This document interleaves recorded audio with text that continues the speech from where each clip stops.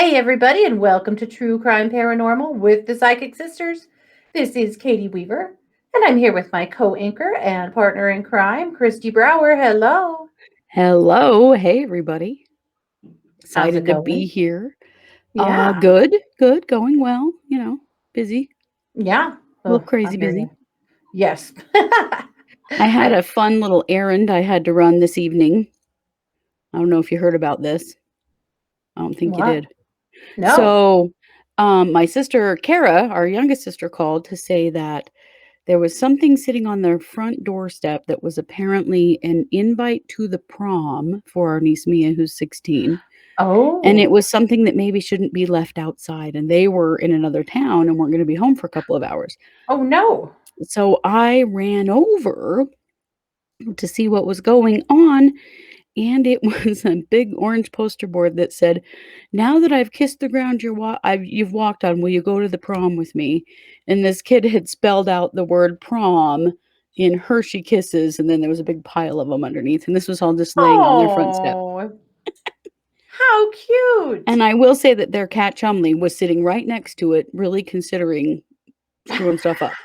So it was probably good that I went over and took a picture of it and then took it all in the house for Mia. Oh, that's so fun. I'm so excited. Yeah, so she's pretty excited, but that was a fun little errand I got to run. And I have to say, Yeah. I think it's funny that, I'm pretty sure one of us got asked to the prom or a dance that way sometime Uh huh. 25 years ago or so. So Right? some things never change, I guess. It's true. Mars was asked to the prom like, I don't know, 2 weeks ago, and it was this is something so typical. It was cute, but it was a poster that said, "I figured I better hit it out of the park and shoot my shot. Will you go to the prom with me?" And there was a softball and like a mini bat. So, Cute. yep, seems typical as well. Yep. And then Appropriate she for a took, softball player. yes, and she took a poster board and covered it. I had bought two like giant things of extra gum at Mhm. Costco and covered an entire poster. It said, I think it would be extra, extra, extra, extra. There was like 20 packs of gum. Fun to go to the prom with you on her poster. So, yeah, yep. I would love to know from Hmm. our listeners, is this just an Idaho thing? Do Good kids do this question. where you live? Because we definitely did this kind of stuff when we were kids, Hmm. and now we're seeing it again. Yeah. And that's pretty funny. My favorite ever was the big box of fish, like the penny candy fish, you Uh-huh. know? Instead of all of the fish in the sea, would you go to the prom with me? Oh, I yes, that really was a like cute that one. one. Yeah. Or the one that's, it's all different kinds of candy bars that spell out the message. Yes. Yeah. Yeah. It was, That's fun too. it's pretty much Yeah. all about candy, I guess. I don't know. Right. Well, It's a great question though. Is this a colloquial thing or do you guys do this as well? right. We don't know. We live in Now we Idaho. What do we know? right. Now Yeah. we must know. Mhm. Well, today's case is our MMIW for the week. Right. This is a very old MMIW case. Oh, really? Probably not one that you've heard of, but Kristi, I am very curious to hear what you think happened here. Okay. So, this is the case of a missing child, Anthonette Cayed- Cayedito. Mm, Anthonette Christine Cayedito. okay. So, she went missing when she was 9 years old. She went missing on April 5th, 1986. Okay. She was born on Christmas Day, 1976. From New Mexico. She had brown hair and brown eyes. She was 4'7" at the time of her disappearance and about 55 pounds. Mm, She was Navajo, and dad was of Hispanic and Italian descent. So she was okay. biracial. She had freckles, pierced ears, a scar on her knee, a scar on her lip, and a little mole on her face by her nose, on the side of her nose. Kinda like the one I have. Yeah. That's weird, she's only 1 year older than or 1 year younger than me. I know, she's right in between you and I. Yep. And yeah, I see the mole in the picture and see I have a mole like that next to my nose. Yeah. It's weird. So on the evening of April 5th, her mother went out with friends to a bar and had a babysitter. And mom says she came home around midnight and dismissed the babysitter. And mom went to bed. So Anthonette and Wendy, one of the younger sisters, little sister was 5, they answered the door. Someone knocked on the door at 3 a.m. Mm, And Anthonette answered the door. She asked who it was through the door, and a man said Uncle Joe. And they do have an Uncle Joe. okay. So she opened the door, and according to her sister, 2 men grabbed her and took her and put her in a brown van and drove away. Yeah. Mm, And her sister said she didn't recognize them. Now remember, she was 5. So, this mhm. information will be, fairly sketchy, but she Sure. said she didn't know. She didn't tell anybody. She went to bed. She thought she was going to be in trouble. Okay. And mom woke up about 7 and Anthonette was not in her room. She asked the neighbors and called the police at around 11 a.m. Oh gosh. And the police and the neighbors searched the neighborhood. Nothing was found. The 5-year-old, spilled her guts. They talked to Uncle Joe, but he was cleared. The police, felt like the abductors probably did know the family. Yeah. So the case immediately went cold. They had nothing to go on. And they did have some missing persons stuff out there. The FBI got involved, but they had nothing. A Mm, year after Anthonette went missing, the Gallup Police Department received a call from a young girl on the phone who said, "I am Anthonette, and I am missing, or I've mhm. been kidnapped," or something along those lines. And then, so this is dispatch that gets this call. Mhm. And then they hear a man say, "Who said you could use the phone?" They hear Anthonette scream and the line go dead. So they have mom listen to this, and she says that's definitely her daughter's voice. Says she doesn't recognize the man's voice. And again, the whole call was 40 seconds long. They didn't get it tracked. They didn't, get it traced or anything. So Well, then, no, I mean, this is the '80s. They're not right, yeah. 4 years after the call, and of course, in New Mexico, they really, there are missing posters, persons posters up. Like there is an attempt to find her, but they really have nothing to go on. right. And 4 years after the call, in Carson City, Nevada, a waitress thinks that she saw Anthonette. She said there was a kind of weird, unkempt couple that had a little girl with them that fits her description. And she kept knocking her silverware on the floor. And every time she did, the waitress would pick it up and hand it to her. She would grab the waitress's hand and squeeze it. Mhm. After they left, the waitress discovered notes written on the napkins that were put under her plate that said, "Call the police and please help me." So then on May 2nd, 1996, this is, a ways back Yeah. or past, a body was found in Albuquerque that shared a lot of similarities to Anthonette, but they never confirmed that she was her. And so I'm still hoping that some DNA may confirm or deny that one, but there's no confirmation of her that that was actually her body. Why did they think it was? Because there were some similarities to Anthonette. Just physical characteristics? Hmm. Okay. Yeah. So, as far as the police are concerned, no body has ever been found. They did have the mother take a lie detector test and she failed it. Mhm. They've always felt like she knew more about what happened to her, but they don't know. Mom died in 99. She was sold into human trafficking by her mother. I don't have any doubt of that. That was exactly my This take, was Kristi. Yep. yeah, this was just one of those cases. Mhm. We've seen them before. They're awful. But anyway, Yep. you can keep going. That's just she was definitely Mhm. sold. Yep. Dad died in 2012, and that's it. That's the whole case. That's all we know. Mm, Yep. yikes. So let's take a quick break. Okay.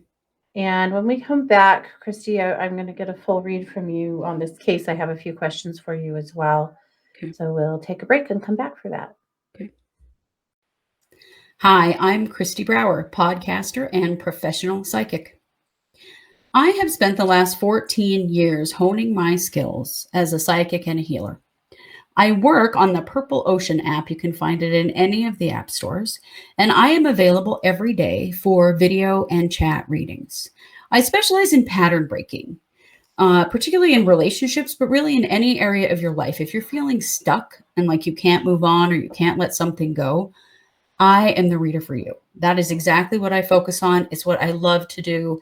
I love to help stuck people get moving, and I've been doing it for many years and have been very successful at it and can do that for you as well. So if you are having trouble letting go of a relationship or a fear or a challenge of any kind in your life, come see me at Purple Ocean and we will do everything we can, me and my guidance system and my intuition and you, because it's always a package deal that we work together, but we will find a way to break that pattern for you. So come see me over at Purple Ocean and let's break your patterns. Okay, and we are back from our break. Again, this is True Crime Paranormal with the Psychic Sisters, and today we're taking a look at the Anthonette Cayedito case from a real long time ago, from clear back in the 80s. So, Kristi, first of all, you did say that you feel like she was sold into trafficking by her mother. Yeah, 100%. It That was was exactly my hit it as was a well. setup from the beginning. Mom 100% knew when they were going to come, knew what they were going to do. Um, stayed asleep till late that next morning. No. Hmm. No, she was involved, which I hate to say because I hate to even think that a mother would be involved, but she was. This was definitely an exchange for money. Hmm. She was, you know, in need, and this is how she solved that. Do you think they were there specifically for Antoinette, or were they just there for one of the little girls? I actually feel like they were there for Anthonette. Okay. They were looking for someone around her age. The other little girl was a little too little for what they were looking for. Hmm. It's a gross thing to say, but Yeah. yeah, it was her specifically. Was she the little girl that was seen at the cafe in Carson City? I do feel she was, yes. Hmm. And do you think she's still living? No. No, I feel like she was killed around 96 or 97.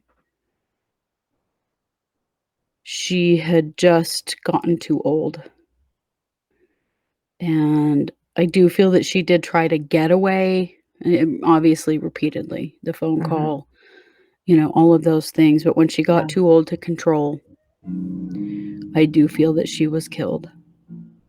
I don't feel that that body that they thought might be her, I don't feel that's her. Yeah. Agreed. Yeah. Doesn't feel like her at all. I feel like she was killed and that she was buried. I do feel like she's in Nevada. Yeah.